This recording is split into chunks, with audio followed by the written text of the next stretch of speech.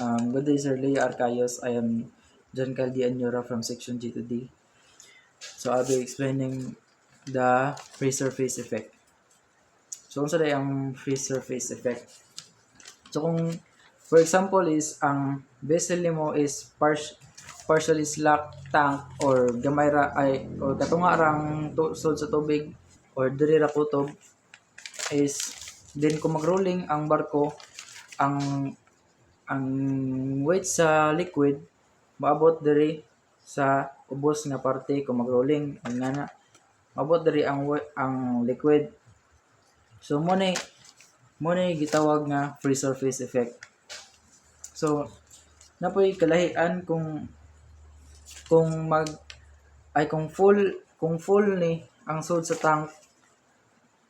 Kung full ni ang sud sa tank is wala ray mahitabo nga free surface effect. Kay full man ang center of gravity ni Jang is dili na mo-move. Kay kung partially slack kung slack ang liquid sa tank is ang gravity kay mo-move diri sa G1.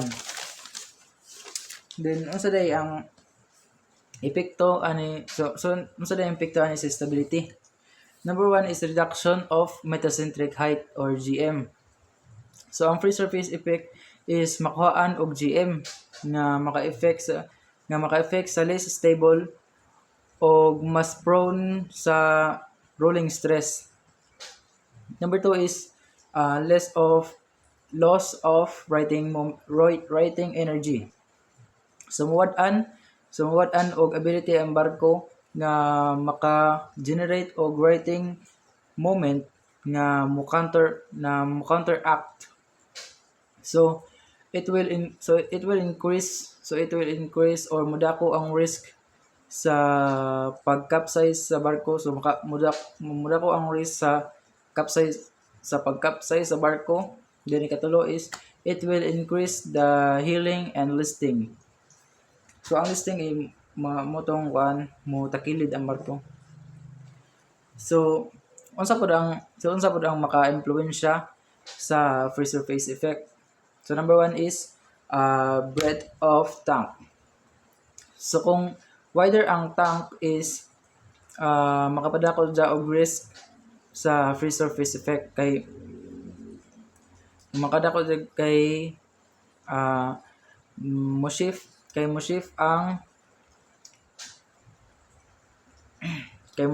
ang liquid sa uban nga space. So kung dako og space didto mo mabalhin ang liquid. Number 2 is level of liquid. Ang level sa liquid.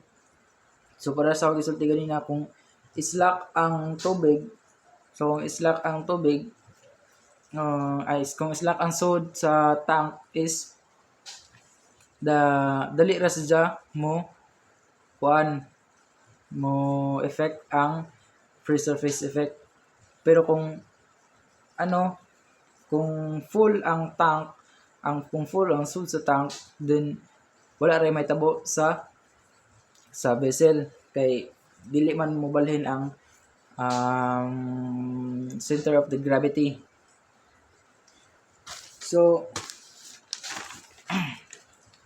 number 3 is density of liquid. Kung mas dense ang liquid like oils or fuel oils, mas dako ang risk sa free surface effect kaysa sa